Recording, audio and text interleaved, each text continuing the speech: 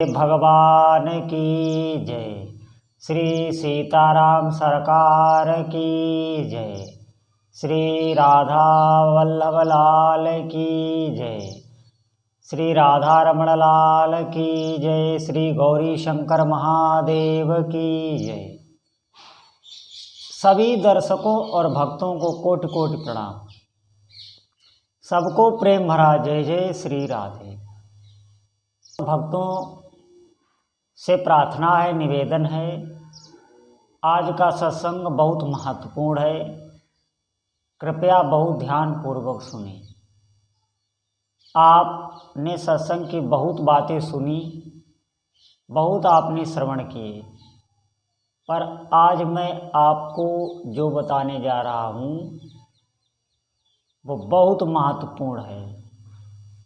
बगैर अगर इसका आपको ज्ञान नहीं है तो निश्चित मानिए अध्यात्म में प्रवेश नहीं होगा। हम ऐसे ही भटकते रहेंगे।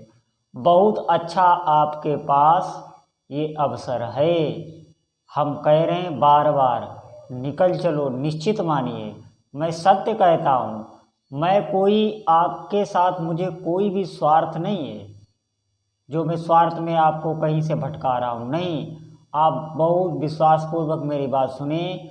बहुत महत्वपूर्ण सत्संग है सभी साधकों के लिए, जिन्होंने अभी साधना प्रारंभ नहीं की, जो साधना करने का विचार कर रहे हैं या जो साधना बहुत काल से कर रहे हैं, सबके लिए बहुत महत्वपूर्ण है। सब इस सत्संग को बहुत ध्यानपूर्वक सुने। देखिए, हम संसार में जो सुख है, हम जो संसार में सुख अनुभव कर रहे हैं, उस सुख का जो हमारे अंदर चिंतन होता है, ध्यानपूर्वक, बहुत महत्वपूर्ण बात है, ध्यानपूर्वक सुने, नहीं तो समझ में नहीं आएगी।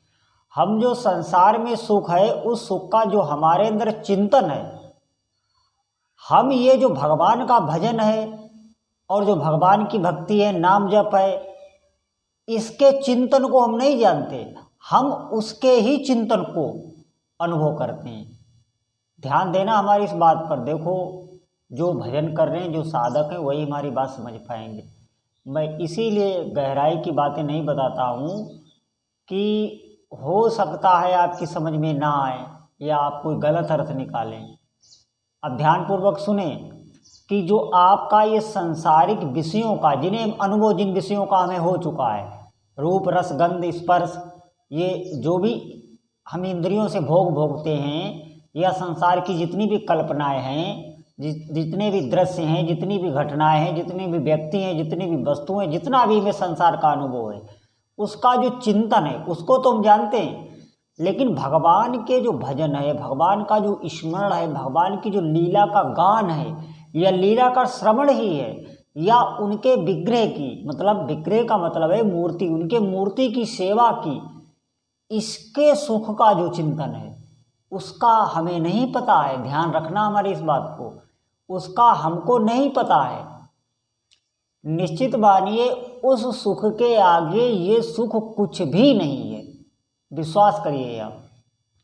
और मैं एक बात बता दूं, जिस दिन आपके वो सुख हाथ लगेगा, आप बिल्कुल निश्चित मानिए संसार के सभी भोग विलास या संसार के जितने भी भोगी मनुष्य हैं, उनका आपको संग ही अच्छा नहीं लगेगा।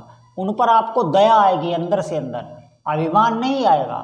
अभी हमारे अंदर जब साधक प्रारंभ में होता है तो उसके अंदर अभिमान होता है कि देखो मैं बहुत पूजा पाठ करता हूँ, ये बिल्कुल नहीं करते। जो बहिर्मुख लोग होते हैं उनके प्रति हे दृष्टि होती है। लेकिन जब आपको वास्तविक भजन का थोड़ा सा भी सुख मिलेगा तो आपको उन लोगों के ऊपर दया आएगी, अंदर से करुणा का भाव उनके प्रति रहेगा। ये समझें, अभी जो भाव है वो थोड़ा द्वेषपूर्वक है, ये हट जाएगा। अरे परम शीतलता का अनुभव साधक करने लगता है। मैं कैसे आपको बताऊं, जब तक आप करेंगे नहीं, जब तक आप नियम नहीं लेंगे, जब तक आप अपनी निष्ठा में नहीं आएंगे, तब तक भाई कुछ नहीं हो सकता। ध्यान पूर्वक सुनना हमारी बात को। ये सुख कुछ भी नहीं है। जो अध्यात्म का सुख है उसका तो वर्णन ही करना दुर्लभ है, उसका कोई वर्णन तक नहीं कर सकता। इतनी अंदर से शीतलता, इतनी शांति, इतनी प्रसन्नता मिलती है। आप क्या समझते हैं? अभी हमको क्या है, अभी हमें जब तक किसी व्यक्ति का, किसी वस्तु का, किसी स्थान का, किसी घटना का, किसी दृश्य का, किसी भी बाहरी पदार्थ का जब तक हमें सानिध्य नहीं मिलता तब तक हम सुखी नहीं होते।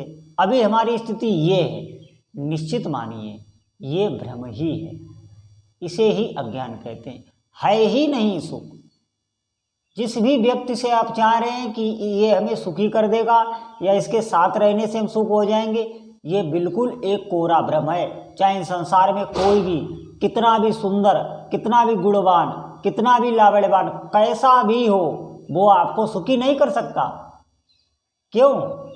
क्योंकि उसके पास भी मन है, उसके पास भी इंद्रियां हैं, वो खुद सुख की आशा में इस संसार में भटक रहा है और इस संसार में भटक रहा है सुख की आशा में। लेकिन अपने कर्म तो लाए सुख और दुख दोनों के। जो उसके पूर्व कर्म जिससे उसका जन्म हुआ है, जो रचा जा चुका है, जो निश्चित है, वो होना ही है। कल्पना भरे कर लें सुखों की, तो क्यों व्यर्थ हम अपना समय गंवाएं? हमारी बात पर ध्यान दो। हम क्यों अपना व्यर्थ समय गंवाएं? और अगर आपको ये हमारी बातें बिल्कुल एक कपोल कल्पना या भटकाने वाली लग रही है, तो आप खूब मनमानी करके देख लो, खूब विषयों को भोग के देख लो, खूब संसार में अपने चित्त को लगा के देख लो, फिर परिणाम में जो हो मुझे बताना। निश्चित मानिए। और आप साधना में उतर के देख लो। इसी का दूसरा पहलू, आप साधना में उतर के देख लो, नियम से चल के देख लो, सत्य बोलना सीख लो, बिल्कुल अपने इष्ट देव की निष्ठा में रहो और उन्हीं के लिए जीवन समर्पित करके और उनका भजन करके और अपने सब कार्य करते हुए इस प्रकार आप जीवन जी के देख लो और फिर मुझे कुछ काल के बाद बताना।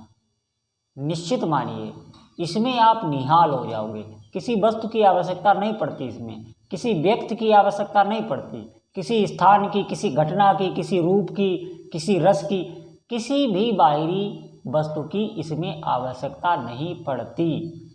क्योंकि सब कुछ उसको अपने इष्ट देव की आराधना से ही मिल जाता है। सब कुछ तो उनके पास है, क्या नहीं है उनके पास? आप बताइए। इस संसार में कोई भी अगर रूपवान है, कोई भी धनवान है, कोई भी बलवान है, कोई भी ऐश्वर्यवान है, वो सब उन्हीं से है जिनकी आप आराधना कर रहे हैं, जिनका आप नाम जप कर रहे हैं। अरे उन्हीं के एक अंश से इस संसार में आपको सब कुछ दिख रहा है। इस प्रकार यह देह प्राण निकलने पर बिल्कुल कांतिहीन हो जाती है, उसी प्रकार इस संसार में भी भगवान का ही प्रभाव है। उन्हीं की शक्ति से आपके अंदर ये आकर्षण है संसार के प्रति।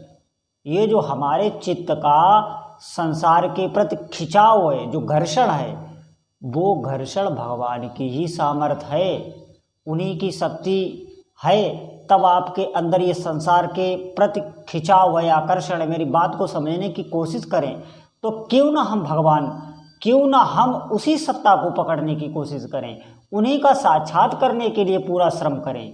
क्यों हम व्यर्थ ही इस संसार में अपने समय को व्यतीत करें? आप बहुत होश में हो जाए। देखिए अभी जब हम मनुष्य शरीर हमें मिला है तो साथ में ही हमारे अंदर माया भी जोड़ दी गई, जो आपको बराबर भुलाए रहेगी और आपको ज्ञान प्रकट होने ही नहीं देगी। विश्वास करें आप इस बात पर। शरीर के साथ ही माया का संबंध जोड़ दिया जाता है। क्यों? क्योंकि आप भूले रहें। कब तक हम इन्हीं भोगों में बार बार उन्हीं विषयों को भोगते रहेंगे और हमें तृप्ति कभी नहीं मिलती। क्या मिली आपको आज तक? तो सत्य मानिए, अगर आपको वास्तविक सुख प्राप्त करना है, बिल्कुल अगर आपको चाहिए कि नहीं मैं ऐसे ही प्रसन्न रहूं, मुझे किसी वस्तु की आवश्यकता ना पड़े, कोई वस्तु हेतु ना हो मेरी प्रसन्नता का कारण, किसी वस्तु से हम प्रसन्न होंगे क्या? नहीं। अगर आपको इस अवस्था तक पहुंचना है तो आपको भजन का आश्रय लेना होगा। इस बात को आपको स्वीकार करनी होगी। आप गांठ बांध लें, कहीं भी आपको सुख नहीं मिल सकता, आपको चैन नहीं मिल सकता। भजन एक बहुत बड़ा खजाना है, जो चाहोगे वो प्रकट होता चला जाए, निश्चित मानिए। और ज़्यादा जब आप भजन करोगे तो भजन में खुद एक स्वाद होता है, खुद एक रस होता है, अलौकिक रस होता है। आप समझने की कोशिश करें। ये जो नाम है ये बहुत, इसको शास्त्रों में संतों ने इसे बहुत रसयुक्त बताया गया है। एक नाम भी नहीं साधक छोड़ने की कोशिश करता है, थोड़ा सा भी प्रवेश पा जाता है। भगवान में जितना रूप, लावण्य, यश, कीर्ति, प्रभाव, ऐश्वर्य जो भी भगवान में है वो सब नाम में भी है। आप इस बात पर विश्वास करें।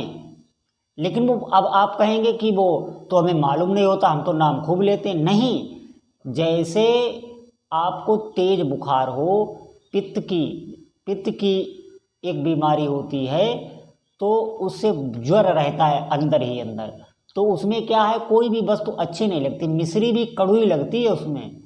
तो क्या है, उसका इलाज क्या है कि मिश्री को ही आप चूसते रहें तो पित्त की बीमारी ठीक हो जाती है, और वही मिश्री फिर बहुत मीठी लगने लगती।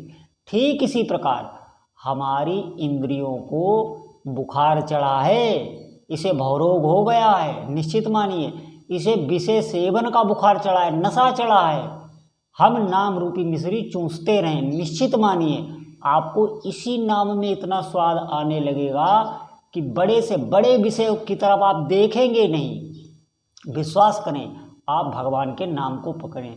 बहुत सामर्थ्य है नाम में, बहुत शक्ति है। आप इसे करके तो देखें। तो मेरा सभी भक्तों से यही निवेदन है, आप भगवान नाम को पकड़ें। अगर आपको वास्तविक सुख चाहिए, भगवान के भजन को पकड़ें और उन्हीं को अपना आराध्य देव बनाएं और उन्हीं की तरफ लगें।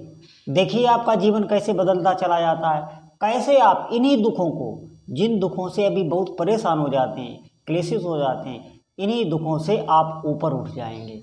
सच मानिए, ये बिल्कुल सत्य बात है और ये शोध की हुई बात है। जिस प्रकार वैज्ञानिक शोध करते हैं, इसी प्रकार ये संतों ने शोध की हुई बात बताई है कि नाम रूपी ये जड़ी बूटी है, ये निश्चित आपके भवरोग को शांत करेगी। वरना इंद्रियों के बस और इस मन के बस में होकर अगर आप जिएंगे तो निश्चित मानिए दुख ही दुख मिलेगा और मरने के बाद भी गति खराब होती है। बहुत ध्यानपूर्वक आप सुने।